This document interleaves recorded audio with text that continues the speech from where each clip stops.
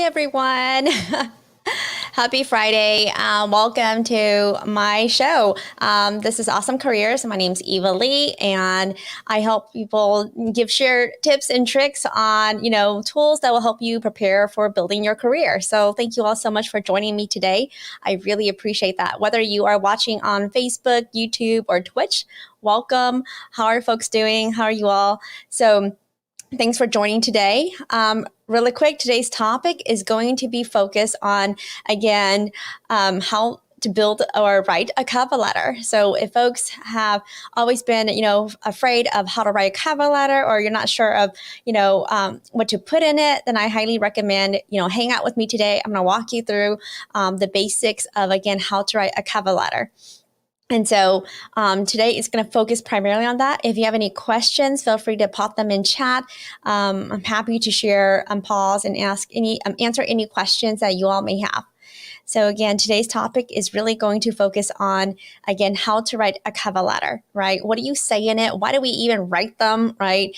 Oftentimes when you're putting together your application, right, most people would actually do is put their resume, which is great, right? Resume is a document that highlights your accomplishments.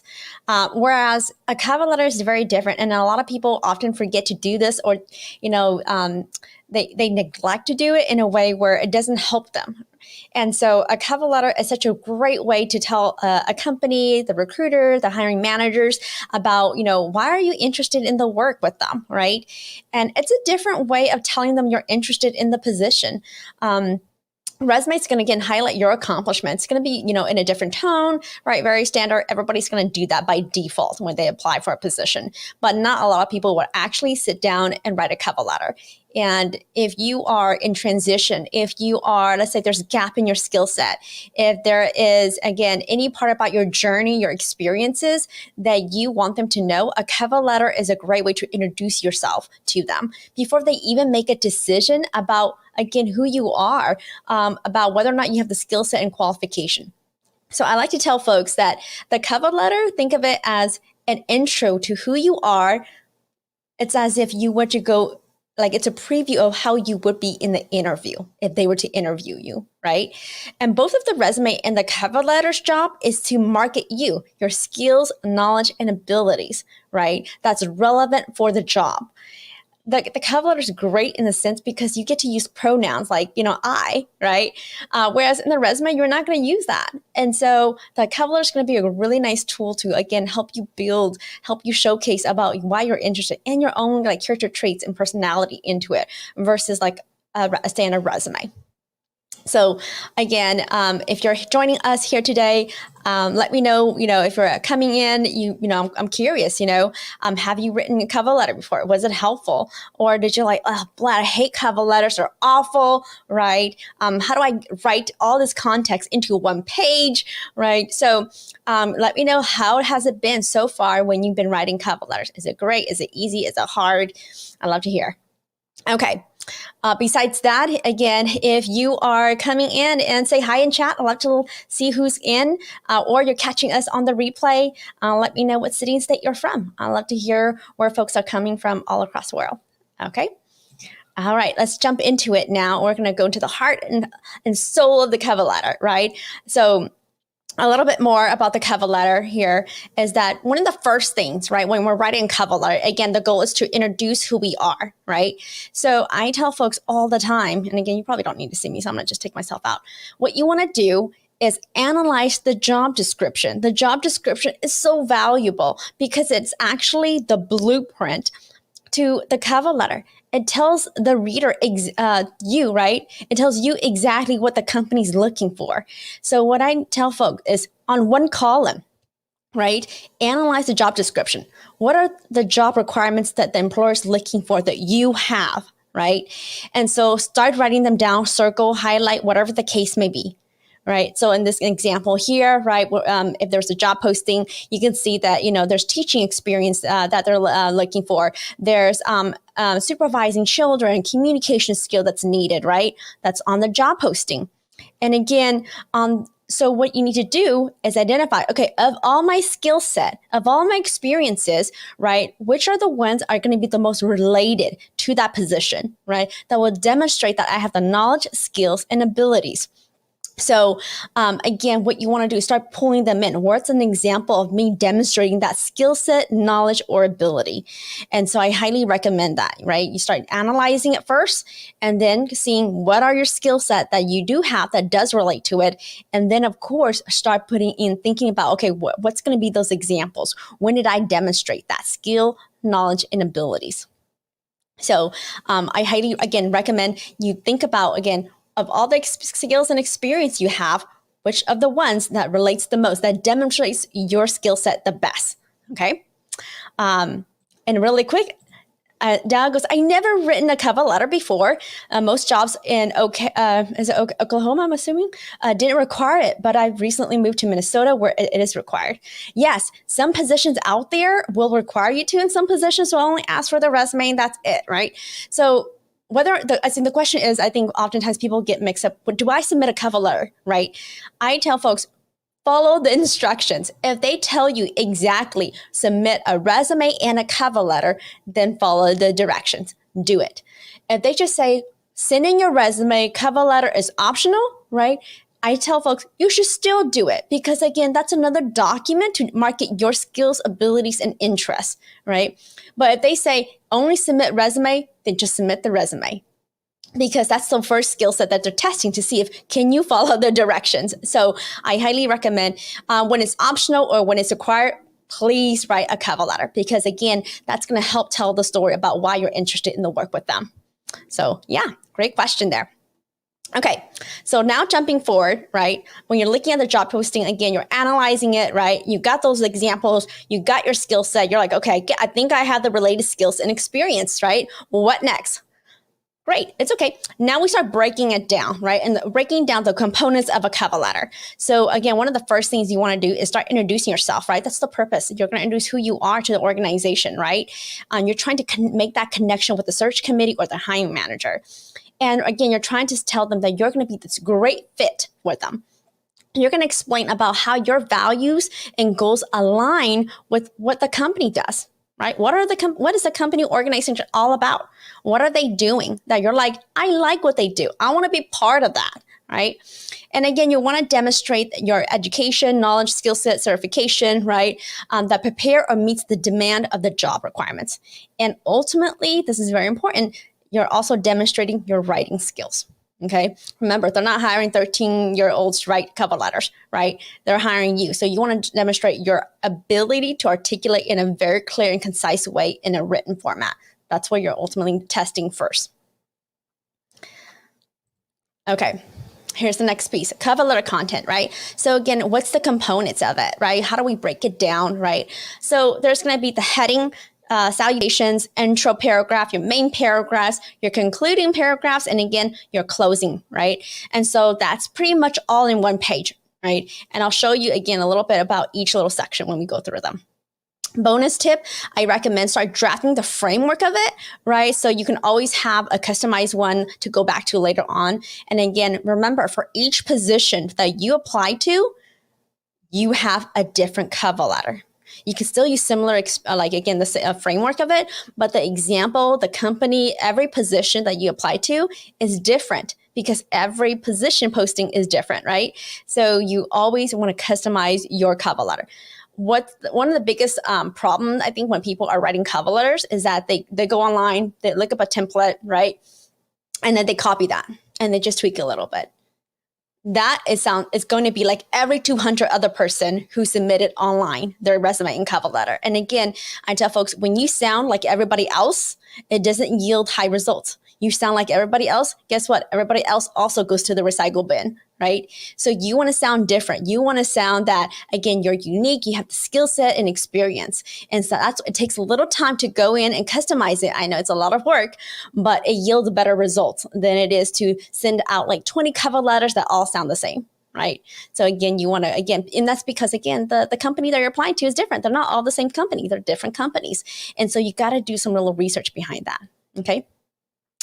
Mina asked really quick, is it okay for the cover letter to be more than one page, right? I think this is very similar to also like the resume style, right?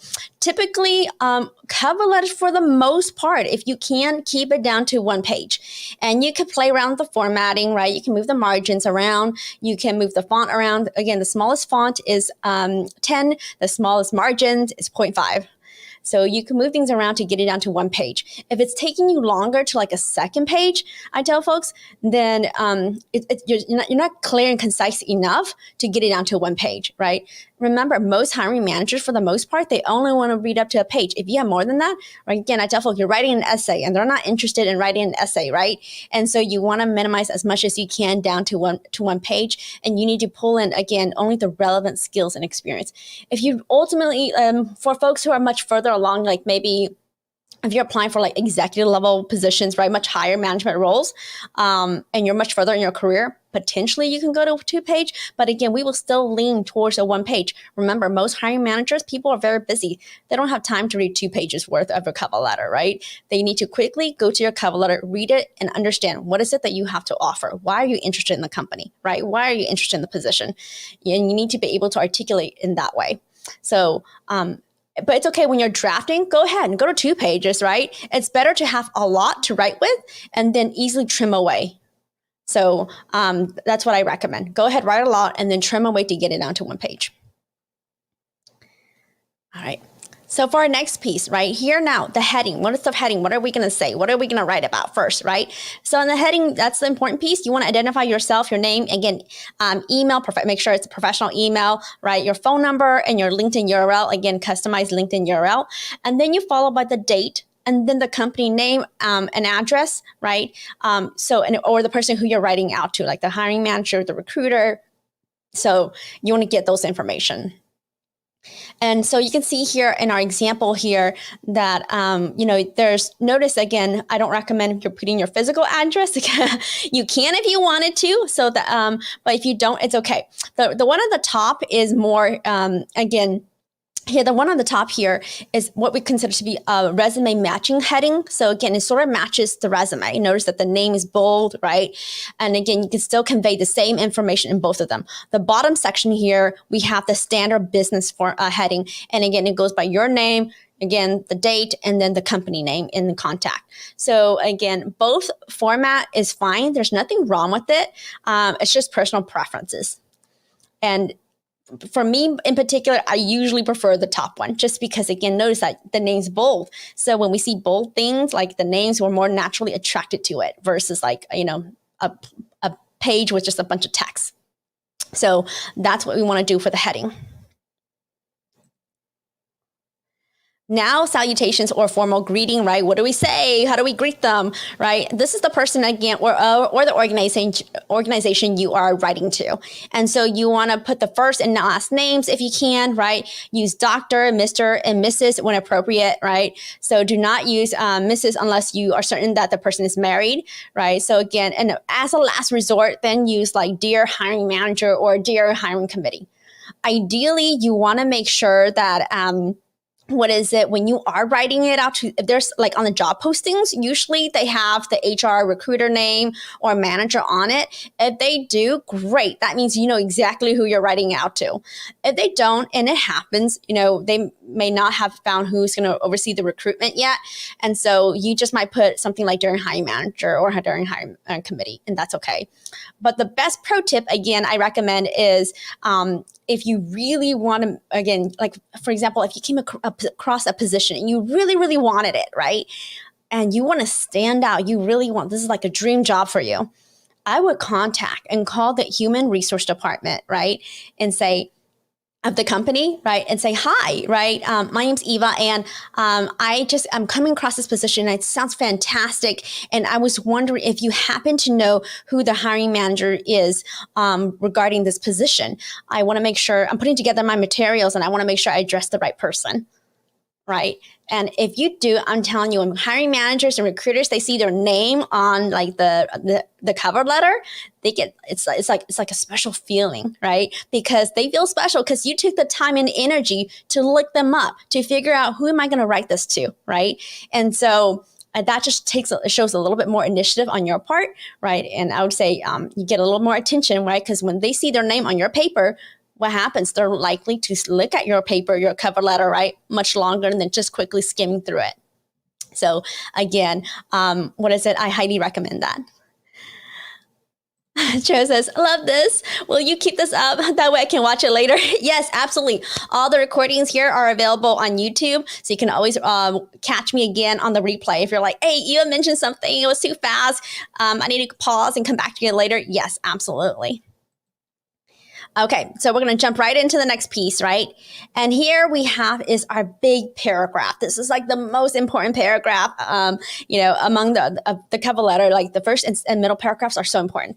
So of the first paragraph, right, what I recommend for folks is to really, again, start thinking again about how you're going to introduce yourself, right? This is where you introduce yourself. This is where you're going to state the position in the company you are applying for. This is where you say, hey, I heard about this position when I was applying online or when I was looking or a friend referred me, right? And you're going to mention that friend's name or the colleague or whoever it is. You're going to talk about who are you, right? Where are you currently right now, right? In terms of your education, how your career is and how did that prepare you, right? And of course, why are you interested in the position? What about the company that drew you to this position, right? So you're going to have to do some R&D, that's research about the company a little bit more, right? So again, I tell folks, when you're writing this, you want to do a little checklist, right? Make sure in your paragraph, in your first paragraph, that you have a statement. Did you state what you're applying for? What position? Especially if you're applying for like multiple positions within the same company, right? And when that happens, usually there's different hiring managers who read them, or sometimes the same hiring managers reads a bunch of them too. So you want to make sure you really identify the position and again, the company. Explain how you heard about the company again, right? And your personal introduction, right? Your education, what prepared you, right? Or certification, or how many years of experience you have in this area, right?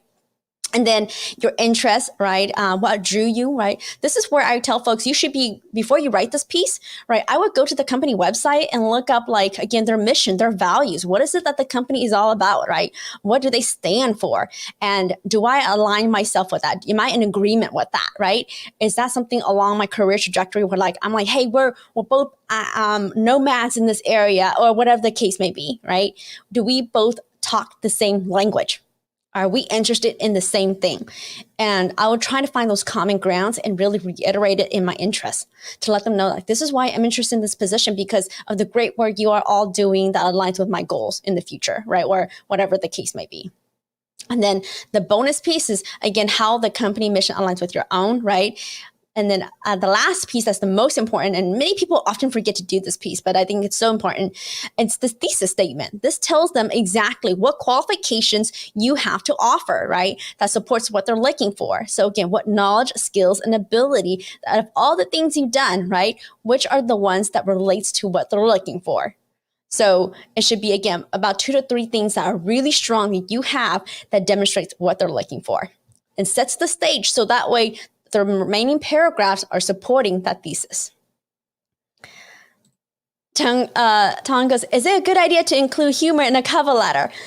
I would only include it, right? And technically I wouldn't, but I would only include if I already knew who the recruiter was. Like I already had a relation with them, right? But I don't typically like to include humor, and that's because you don't know who's reading this cover letter. You don't know if it's going to be the CEO, the VP who's late at night working extra hours. You don't know, right? And so I would like to be and if you are, I would approach it in a very soft and subtle way. I wouldn't do very harsh, again, like jokes. It's as if you met them in person, right? How would you introduce yourself, right? What's the type of first impression you want to leave? So if you do use humor, I tell folks use with caution, but I don't recommend it.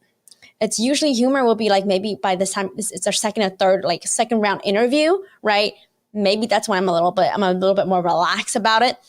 But technically in written format, I'll be very cautious about using humor. Okay.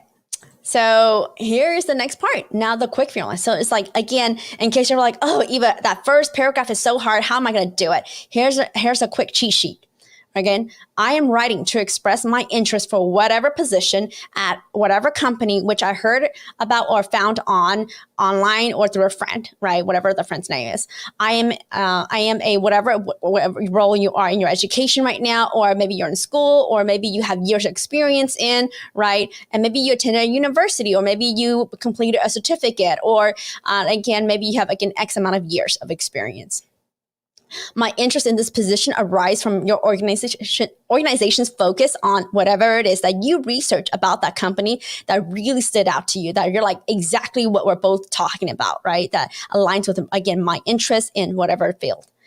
I believe that my experience in this, right, whatever that is, combined with my demonstrated ability to do this, will make me a uniquely qualified for this role.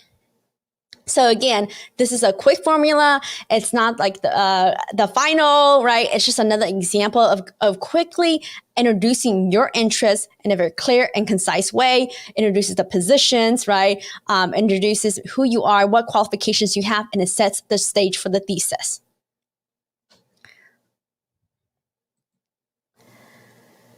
Here are examples of different theses. A lot of people struggle with the thesis, and here are a few examples, right? And again, you might wrap up with something like, I'm confident that my experience in a variety of marketing roles, right, on campus or whatever place, my proficiency with social media campaigns and excellent attention to detail will allow me to make me an immediate contribution to your team. Or I'm excited to combine my experience in the community outreach and health promotion, right, my coursework and my bilingual skills, right, could be another way. Or after volunteering to help organizations understand their data from the past year with my coursework in mathematics and data science, I believe I will be able to put my research and data analytical skills to the work on your research project, right? Whatever the case may be.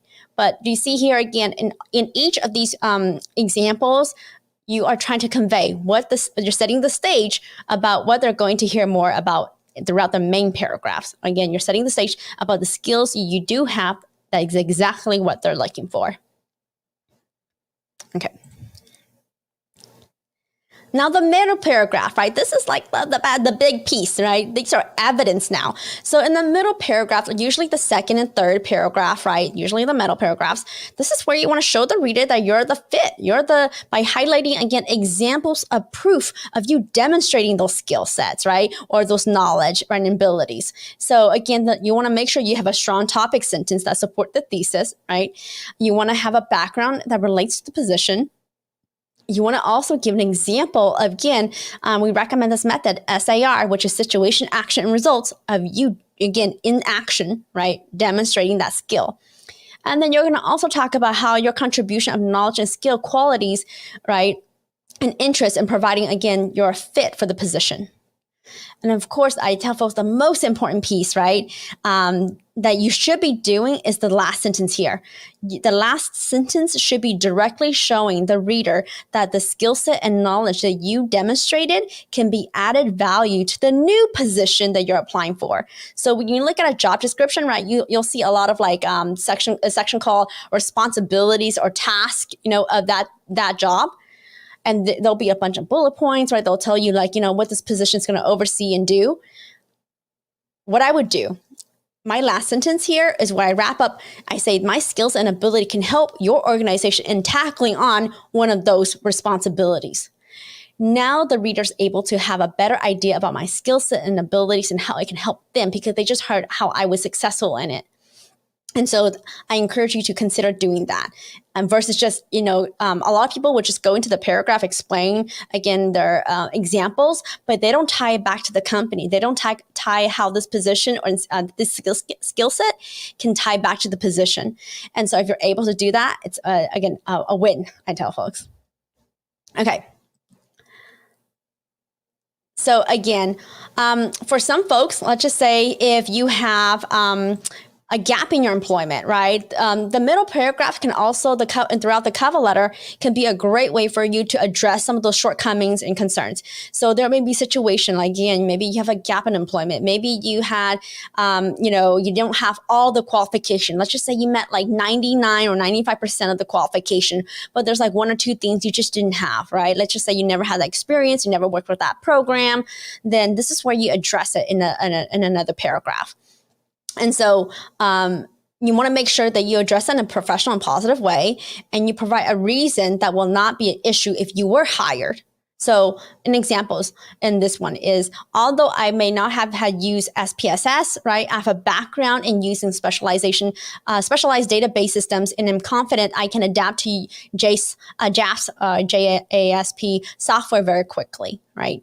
This is a great way to quickly tell the reader that, again, I didn't have that skills and experience, but I did something very similar, right? And I'm confident that I can pick up very quickly, right? In the past, I have learned another skill set, what I didn't learn how to do, and I can quickly do that, right? I took the steps, I took tutorials, right? So you can definitely do that through the cover letter if you're trying to address some shortcomings.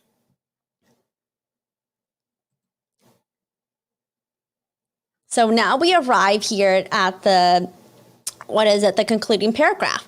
So again, this is where we want to summarize, again, our interest in the fit for the position. We want to restate, again, our thesis, right? What was the whole point of them reading this cover letter? What did they learn about you, right? What are we hoping that they know that you know how to do? And of course, I tell folks, you want to also showcase your enthusiasm for the position. You want to utilize those proactive statements like, I look forward to discussing my qualifications with you. Or again, also include, this is more optional, but like your intentions to follow up. I'll be in the Bay Area, or I'll be in whatever location, at some time, and I will be able to connect then, especially if like you're in transition right now. Or let's say, or if, like, for example, for some folks, if you're in a different country. And then, of course, provide any practical or logical remarks, like I'll be available to connect after March, right? When I move back to Texas, or whatever the case may be.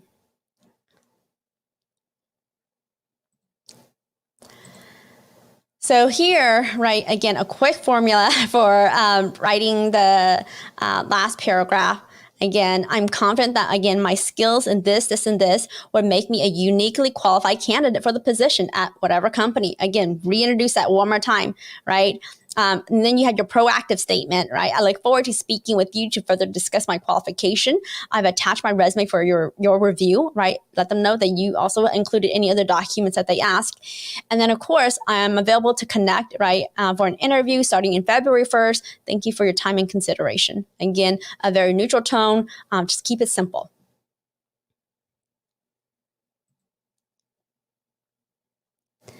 And of course, the closing, right? The closing is really simple. Again, typically about 2 spaces down, right? You want to have, if you are writing it, like you're handing it in person, you would actually sign it in black ink or, blue ink. But for most of you right now, and during, COVID situations, you're submitting applications online, and that's okay. Just make sure you can choose a different font, and that's okay too. So you just signed off. And for the very fancy folks, you can probably have your own digital signature if you wanted to.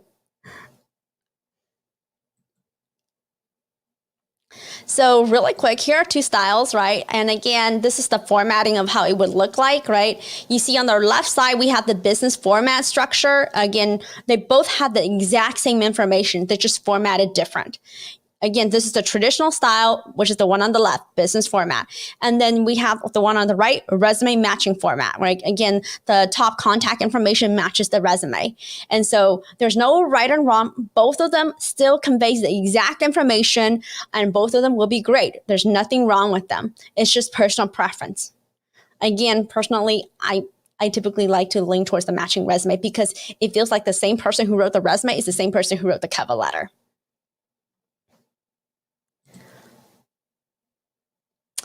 So a few last thoughts here before we wrap up, but really quick, you want to start thinking about also like how you're going to be communicating, right? Oftentimes you're going to be applying online and you're submitting your application, whether it be through email, oftentimes. And if it is, you want to make sure that the tone should be as professional as possible. Again, send the documents as a PDF, right, to maintain the formatting, and use human eyes. I tell folks, use human eyes many times to make sure you catch for spelling errors, right, and grammar.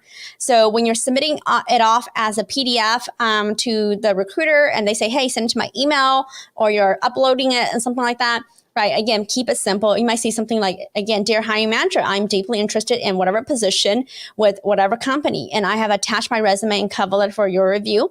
Feel free to contact me. Again, your contact information, and thank you for your consideration, and then sign off. Just keep it simple.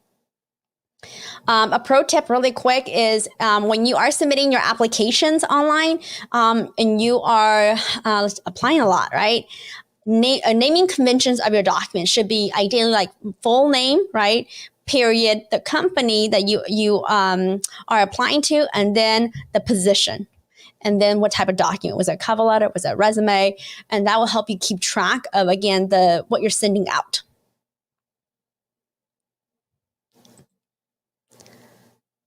That's pretty much, the breakdown of a resume. I'm sorry, not resume. The breakdown of a cover letter that goes along with the resume. So any questions, thoughts, if you do, pop them in chat. I'm happy to answer any questions really quick. But I hope that provides the framework. Again, how do you write a cover letter? Again, the cover letter is an introduction to who you are. Why are you interested in the work that they're doing, right? What skill set and experience you have to offer that will make you a great fit for the company. And that's what you're trying to convey. And so again, think of it as a preview of who you would be, what would you be talking about if you went to the interview with a company, right? And so that's what you want to focus on. All right.